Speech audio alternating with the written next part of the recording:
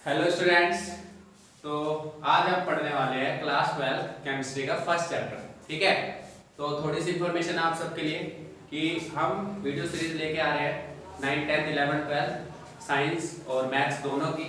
तो ये हमारी वीडियो सीरीज का केमिस्ट्री 12 का फर्स्ट लेक्चर है। ठीक है, और आप चैनल को सब्सक्राइब कर लेना सो दैट कि आपकी कोई वीडियो मिस ना हो। ठीक है, और कोई भी डाउट हो तो आप कमेंट्स में पूछ सकते हो। प्लस में ऐप का लिंक डिस्क्रिप्शन में है। ठीक है, you can download the app और वहां पर आप हमसे कांटेक्ट भी कर सकते हो। ठीक है, सो स्टार्ट करते हैं।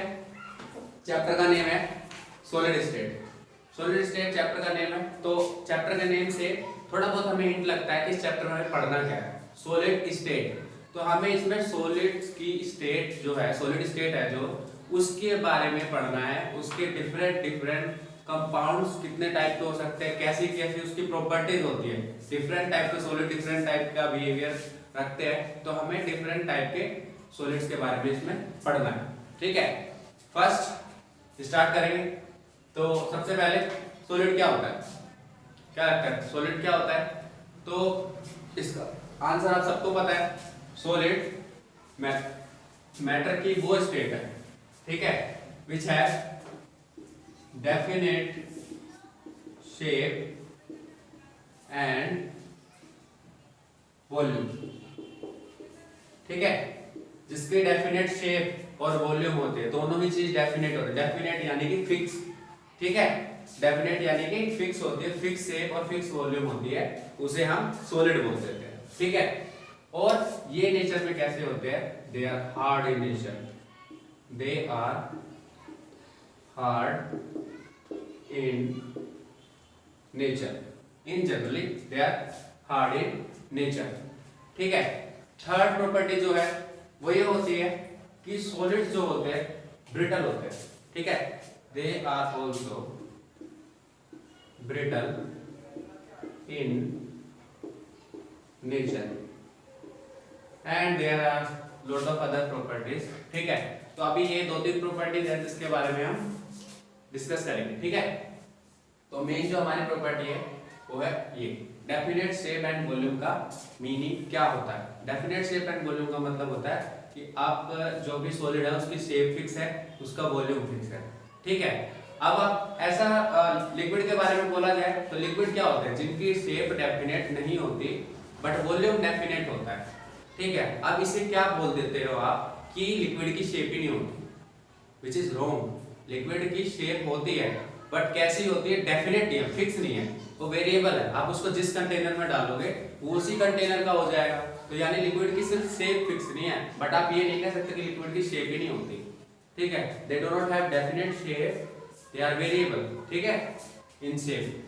तो ध्यान रखना, इसमें कई बार कंफ्यूजन हो जाती है, पूछ लेते हैं कि अच्छा बताओ लिक्विड की शेप होती है या नहीं होती। तो लिक्विड की भी शेप होती है बट जिस कंटेनर में वो रखा है उस कंटेनर की डेफिनेट नहीं होती। सिमिलरली गैस का भी, गैस में भी दोनों ही चीज फिक्स नहीं है। फिक्स नहीं है यानी कि डेफिनेट नहीं है, एक पर्टिकुलर वैल्यू नहीं है, बट उसकी जो शेप और जो भी वॉल्यूम होगा, ठीक है, वो क्या है? वेरिएबल है। यानी जिस कंटेनर में डालोगे गैस होती है उसी कंटेनर की शेप ले लेगी और उसी कंटेनर के जितना उसका वॉल्यूम हो जाता है। ठीक है, तो ये हो गया आपका इसकी छोटी सी डेफिनेशन, छोटा सा इंट्रो। ठीक है, बाकी आप पीछे पढ़ के आओ और अगर किसी को थोड़ा बहुत रिवाइज करना हो तो 9th क्लास की सीरीज है, इसमें कोई शर्माने की बात नहीं है कि 9th क्लास से आपने देख लिया, उससे देख लिया, इट्स योर नॉलेज। ठीक है, आप नॉलेज कहीं से भी ले सकते हो। तो 9th क्लास में matter is matter around us और matter present in our surrounding, इनमें से किसी भी एक लेक्चर को आप देख लेना तो आपको थोड़े से पॉइंट्स क्लियर हो जाएंगे। ठीक है, तो डेफिनेट शेप एंड वॉल्यूम होता है। अब क्या होता है? एक क्वेश्चन आता है, बड़ा इजी सा क्वेश्चन है। ठीक है, और कई बार पूछ लेते हैं, थोड़ा सा माइंड बॉगलिंग सा हो गया कि रबर जो होती है हम उसको खींचते हैं, स्ट्रेच करते हैं तो उसकी शेप तो चेंज हो जाती है। ठीक है, तो अब हमें अभी तो हमने बोला कि सॉलिड्स जो होते हैं उनकी शेप तो डेफिनेट होती है, बट यहाँ तो डेफिनेट नहीं है। तो क्या रियली में उसकी शेप डेफिनेट नहीं? No, it is wrong. Definite shape का मीन्स है कि उनको ऑटोमेटिकली वो डेफिनेट शेप है, हमने कोई एक्सटर्नल फोर्स नहीं लगाया। ठीक है, आप रबर की जो शेप है वो चेंज कर रहे हो by applying some external force. तो एक्सटर्नल फोर्स अप्लाई करोगे तब उसकी शेप चेंज होती है, तब आप ये डिफाइन नहीं कर सकते कि वो डेफिनेट है या नहीं है। ठीक है, वॉल्यूम, अगर आपने अभी लिक्विड, मैंने बताया आपको कि लिक्विड में शेप डेफिनेट नहीं होती, तो क्या होता है, क्या लिक्विड की शेप करने के लिए आप ऊपर से कोई फोर्स लगाते हो या बाहर से कोई मशीन लगानी पड़ती है? नहीं, ऑटोमेटिकली उसमें पार्टिकल्स जो होते हैं अरेंज रीअरेंज हो जाते हैं। ठीक है, तो यानी कि डेफिनेट शेप का मींस ये है कि अगर एक्सटर्नल फोर्स ना लगे, इवन देन यानी उसकी जैसी शेप है वो उसी शेप का रहे, उसी वॉल्यूम का रहे। ठीक है, in the sense of external force. And if you apply external force, तो ऐसे आप शायद ही कोई कंपाउंड है नेचर में कि आप बाय फोर्स उसकी शेप को चेंज ना कर पाओ। ठीक है, चाहे वो ब्रेक हो जाएगा, चाहे वो बेंड हो जाएगा। ठीक है, तो ये पॉइंट याद रखना। अब आते हैं सॉलिड। सॉलिड को हमने दो कैटेगरीज में डिवाइड किया। ठीक है, तो डिवीजन सॉलिड को हमने दो कैटेगरीज में डिवाइड किया है। First is crystalline solid. ठीक है, crystalline solid, and second is amorphous solid. ठीक है, क्रिस्टलाइन एंड अमरफस सॉलिड। ठीक है, तो क्रिस्टलाइन सॉलिड और अमरफस सॉलिड, सॉलिड को हमने दो कैटेगरीज में डिवाइड करा था। Mainly they are divided into categories, that is crystalline and amorphous. तो क्रिस्टलाइन सॉलिड्स वो सॉलिड्स होते हैं जिसमें पार्टिकल्स क्लोजली तो होते हैं but they are arranged in a regular manner. जिसमें पार्टिकल्स रेगुलर मैनर में अरेंज होते हैं उसे हम क्रिस्टलाइन सॉलिड बोलते हैं, और जिसमें रेगुलर मैनर में अरेंज नहीं है उसे हम अमरफस बोलते हैं। बड़ा समझना बहुत ईजी है। अब ऐसे समझो कि आप किसी परेड में गए हो, ठीक है, इंडिपेंडेंस डे पे आप कभी अगर परेड देखी हो, तो वहां पर जो सोल्जर्स होते हैं वो उन सब के बीच का जो गैपिंग होती है वो फिक्स होती है। ठीक है, और उन जो आपने कभी देखा हो कि आर्मी की कोई टुकड़ी खड़ी है तो उनके बीच की गैपिंग क्या होती है, फिक्स होते हैं, दे आर रेगुलरली अरेंज्ड। हम कहते हैं वेल मैनर्ड। तो रेगुलर क्या होता है, अरेंजमेंट होती है, जैसे ये पार्टिकल्स हो। ठीक है, ये पार्टिकल्स क्या है, इनके बीच का गैप, देखो मैं मशीन तो नहीं हूँ, थोड़ा बहुत तो आप देख लेना, बाकी अदरवाइज आप नॉर्मली एनालाइज करोगे तो आपको क्या देखने को मिलेगा कि इनके बीच में रेगुलर गैपिंग है, एक तरीके का पैटर्न क्या कर रहे हैं, ये रिपीट कर रहे हैं। तो क्रिस्टलाइन सॉलिड ऐसे सॉलिड्स होते हैं जिसमें पार्टिकल्स क्या होता है, रेगुलर अरेंज होते हैं, और अमरफस सॉलिड ऐसे सॉलिड्स होते हैं जिसमें पार्टिकल्स रेगुलरली अरेंज नहीं है। जैसे कि इजी एग्जांपल कि जब परेड को देखने वाले आए हुए लोग हैं वो इस तरीके से अरेंज नहीं होंगे, उनके बीच का गैपिंग ऐसे नहीं, they are irregularly arrange, means particles are arranged like this. ठीक है,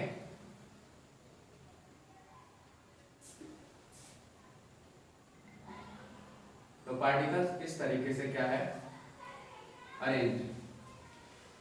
ठीक,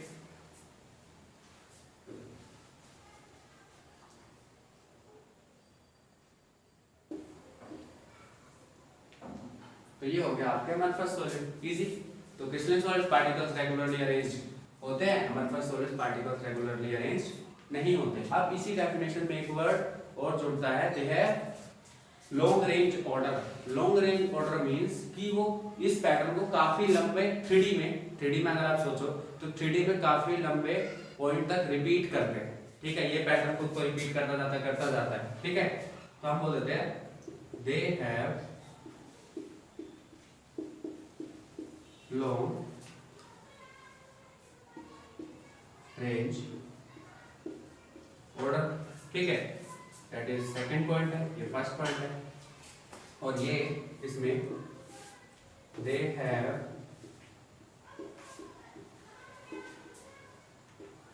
शॉर्ट रेंज ऑर्डर। तो इनका शॉर्ट रेंज ऑर्डर होता है, इनका लॉन्ग रेंज ऑर्डर होता है। ठीक है, शॉर्ट रेंज ऑर्डर और लॉन्ग रेंज ऑर्डर का मींस क्या है, कि पैटर्न को रिपीट करते हैं। अब एक क्वेश्चन आता है कि इसमें तो ऑर्डर ही नहीं बना, वो शॉर्ट रेंज ऑर्डर किसकी बात कर रहे हैं। बट अगर आप कभी भी एनालाइज करो तो बेशक से लोग इस तरीके से बैठे हैं, इवन देन वहां पर आपको देखने को मिलेगा 2-3 रो है जो थोड़ा सा लग रहा है फिक्स्ड है। आप इसी पैटर्न को देखो, अगर इसमें मैं इस वाले पार्ट को एनालाइज करूं, ठीक है, इस पार्ट को, ये पार्ट, तो ये थोड़ा लग रहा है कि रेगुलरली अरेंज है। तो ऑर्डर बना बट बहुत ही शॉर्ट बना, बहुत ही शॉर्ट पॉइंट के लिए, शॉर्ट लेंथ के लिए बना, तो इसीलिए हम बोलते हैं शॉर्ट रेंज ऑर्डर। इसमें पार्टिकल्स अरेंज, इसमें मान लो कि आपके जो ये लाइंस बनी है, दो लाइंस सही से अरेंज है, बाकी सब ऐसे अरेंज है, तो आप ये थोड़ी कहोगे अरेंजमेंट रेगुलर है, वो इररेगुलर है, बट दो लाइंस में वहां पर एक थोड़ा सा पैटर्न देखने को मिला, तो उसको हम बोलते हैं शॉर्ट रेंज ऑर्डर।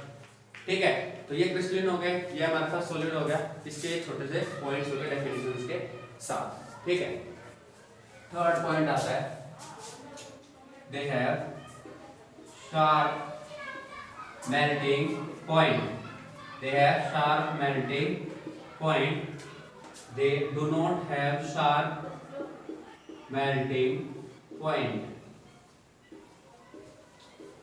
इसका मतलब क्या है? इसका मतलब है शार्प मेल्टिंग पॉइंट का मीन्स है कि जो क्रिस्टलिन सॉलिड होते हैं उनका मेल्टिंग पॉइंट फिक्स है। मान लो A एक सब्सटेंस है, if A is a substance which is crystalline solid and B is also a substance, that is A आपका कोई crystalline solid है, B आपका एक सब्सटेंस है जो आपका हमारे पास सॉलिड है। तो जो A मेल्ट होगा तो उसका एक टेम्परेचर है 1300 केल्विन, 1400 केल्विन, 1500 केल्विन, 2100 केल्विन, सम केल्विन, कोई x केल्विन इसकी वैल्यू फिक्स है।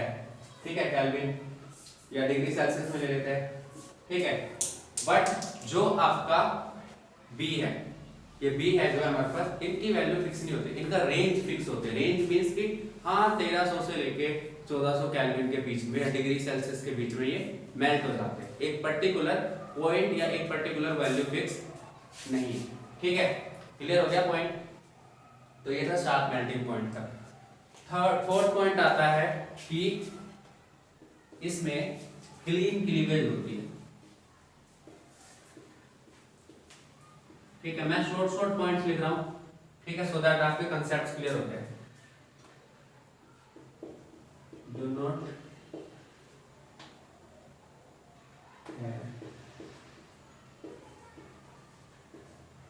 क्लीन क्लीवेज, दैट मीन्स बहुत इजी है इसको समझना। क्लीन क्लीवेज का मतलब क्या है कि अगर आप इन्हें काटोगे, अगर क्रिस्टलिन सॉलिड्स को आप अगर कट करोगे तो उनकी जो मतलब कटिंग पॉइंट्स होंगे बहुत ही क्लीन होंगे और इनके जो कटिंग पॉइंट्स होंगे वो इररेगुलर हो जाएंगे। ठीक है, तो क्रिस्टलिन सॉलिड के एक दो एग्जांपल लिख देते हैं सो दैट कि आप इजीली इन पॉइंट को समझ सको। Suppose iron, this is iron, अगर आप आयरन को देखो, ठीक है, और ये एग्जांपल इसका सपोज हमने ले लिया रबर, आप बड़े इजीली एनालाइज कर सकते हो कि अगर आप रबर को काटो, ठीक है, तोड़ दो रबर को, ऐसे ही सिमिलरली हम अगर आयरन को भी ऐसे ब्रेक कर दें, जैसे हम उसे कट करें, तो आयरन की जो एज होगी, ये suppose this is cutting edge, ये बहुत ही शार्प मिलेगी आपको, बट रबर में कैसे मिलेगी? बड़ी इररेगुलर मिलेगी। ठीक है, इजी एक्सपेरिमेंट है, you can do very easily. ठीक है, तो और ऑब्जर्व किया हमने क्या कि इसकी क्लीवेज क्लीन थी और इसकी क्लीवेज क्लीन नहीं। ठीक है, ये हो गया। नेक्स्ट है, इसको मैं रख कर देता हूं, they are true solids, true solids and pseudo solids. ठीक है, दो पॉइंट्स है। फिफ्थ पॉइंट आपका दे आर ट्रू सॉलिड्स। ठीक है, इनको हम स्यूडो बोलते हैं। स्यूडो मींस होता है बेटा false, pseudo solid. Pseudo solid का मतलब हो गया false solid. False solid means कि जैसे सॉलिड की हमने कैरेक्टरिस्टिक्स आज तक पढ़ी है, ये उस कैरेक्टरिस्टिक्स को कंप्लीटली फॉलो नहीं करते। कैसे? हमने एक प्रॉपर्टी पढ़ी हुई है कि जो फ्लो करने की कैपेबिलिटी होती है वो तो या गैसेस में होती है या फिर लिक्विड्स में होती है, बट कुछ सॉलिड ऐसे हैं they act like solid but they do not really behave like solid. ठीक है, उनकी प्रॉपर्टीज थोड़ी सी अलग हो जाती है, तो वो है आपके स्यूडो सॉलिड। तो एग्जांपल है ग्लास जो होती है, कि ग्लास को एनालाइज किया गया है ऐसा कि जो ग्लासेस कोई बहुत पुरानी ओल्ड बिल्डिंग्स में रखे हैं वो क्या करते हैं? फ्लो करते हैं। फ्लो करने का मीन्स क्या होता है? ऊपर से उनकी जो थिकनेस हो जाएगी कम हो जाएगी और नीचे से थिकनेस क्या हो जाएगी? ज्यादा हो जाएगी। तो सॉलिड की तो ये प्रॉपर्टी नहीं है, इसी वजह से हम इन्हें क्या बोल देते हैं? स्यूडो सॉलिड, और इन्हें हम बोल देते हैं ट्रू सॉलिड। ठीक है, glass is also an amorphous solid, और ग्लास में ये प्रॉपर्टी ऑब्जर्व की गई है कि अगर वो काफी लंबे टाइम से किसी एक ही पोजीशन पर है लंबा टाइम 1-2 दिन नहीं, 5 साल 6 साल इतने लंबे टाइम से है, तो ऊपर से थिकनेस कम हो जाती है और नीचे से थिकनेस ज्यादा हो जाती है। तो इसलिए हम उसको क्या बोलते हैं, स्यूडो सॉलिड, बिकॉज कि जो ये फ्लो करने की प्रॉपर्टी होती है वो सॉलिड्स की नहीं होती। अब आता है 6th, that is isotropic and anisotropic. ठीक है, अब आइसोट्रोपिक का मतलब क्या होता है, आइसोट्रोपिक एनाइसोट्रोपिक, यहाँ 2 टर्म है। आइसोट्रोपिक मीन्स होता है जिसकी प्रॉपर्टी हर एंगल से सेम आए, डिफरेंट एंगल से आप उसकी प्रॉपर्टी मेजर करो तो क्या है, सेम आए, same property from different directions. ठीक है, और एनाइसोट्रोपिक जिसकी प्रॉपर्टी सेम ना आए डिफरेंट डायरेक्शन में। तो बड़ा इजी, हमने क्या दिमाग में बिठा लिया, अरे क्रिस्टलाइन सॉलिड तो बहुत अच्छा आदमी है, तो आइसोट्रोपिक ये होगा और एनाइसोट्रोपिक ये होगा, बड़ा इजी है। बट नहीं, ये डिफरेंट है। आइसोट्रोपिक होते हैं हमारे पास, इनकी प्रॉपर्टीज डिफरेंट डायरेक्शन से सेम आती है, और they are anisotropic, their properties are different from different direction. Why is it happen? ठीक है, the reason is कि अगर particles regularly arranged है, अगर particles crystalline solids में regularly arranged है, तो क्या होता है कि जैसे इसमें इस तरफ की लेंथ कुछ है, इसमें इस तरफ की, जब आप ऐसे मेजर करने जाओगे तो लेंथ में क्या हो सकता है, चेंज हो जाएगा। ठीक है, ये पॉइंट जो ये डिस्टेंस है ये somehow मेरे में क्यूबिकल टाइप का दिख रहा होगा, स्क्वायर टाइप का दिख रहा होगा, बट ये पॉइंट ये डायरेक्शन में जब आप जाओगे तो नंबर ऑफ पार्टिकल्स में चेंज हो सकता है। ठीक है, तो उसकी जो प्रॉपर्टीज है वो क्या हो जाती है, इस वजह से डिफरेंट हो जाती है। ठीक है, तो ये होता है आपका एनाइसोट्रोपिक में रीजन। फिर से बता देता हूँ, क्रिस्टलाइन सॉलिड में पार्टिकल्स रेगुलरली अरेंज्ड होते हैं, और आप डिफरेंट डायरेक्शन में जाओगे तो नंबर ऑफ पार्टिकल्स से भी इम्पैक्ट पड़ता है, प्लस में ये किस तरीके से अरेंज है, इस तरफ अरेंजमेंट इस तरीके के, इस तरफ अरेंजमेंट इस तरीके के, गैप्स भी डिफरेंट हो जाते हैं, तो प्रॉपर्टीज डिफरेंट हो जाती है। प्रॉपर्टीज कैसे, एक सिंपल प्रॉपर्टीज, टेम्परेचर, इस तरफ टेम्परेचर मेजर करने जाओगे तो अलग आ जाएगा, ऐसे इस तरफ से अलग आ जाएगा। बट हमारे पास में कोइंसिडेंटली प्रॉपर्टीज क्या आ जाती है, हर पॉइंट से सेम आ जाती है, आप चाहे किसी डायरेक्शन से मेजर करने जाओ। ठीक है, तो ये इसकी प्रॉपर्टी हो गई, ये हमारे पास की हो गई। ठीक है, तो हमने इसकी 6th प्रॉपर्टी पढ़ी, आइसोट्रोपिक एंड एनाइसोट्रोपिक। ठीक है, तो आज हमारा क्रिस्टलाइन और हमारे पास सॉलिड वाला ये पार्ट जो होता है वो क्लियर हो जाता है। बस आज अब हम लास्ट पार्ट पढ़ेंगे, दैट इज कि हम कैसे किसी भी मोल्टन सॉलिड को, कि कोई मोल्टन सॉलिड है मतलब आप उसे क्या कर दो, मेल्ट कर दो, उसके बाद वो मोल्टन सॉलिड जो है वो अमरफस में कैसे बदलेगा, कैसे क्रिस्टलाइन में बदलेगा। बहुत इजी कंसेप्ट है। अगर आप मोल्टन सॉलिड को खाने की तरह समझो कि हमें खाना पकाना है, तो आपको पता है खाना अच्छा कब बनता है, जब वो धीमी आंच में धीरे धीरे पके।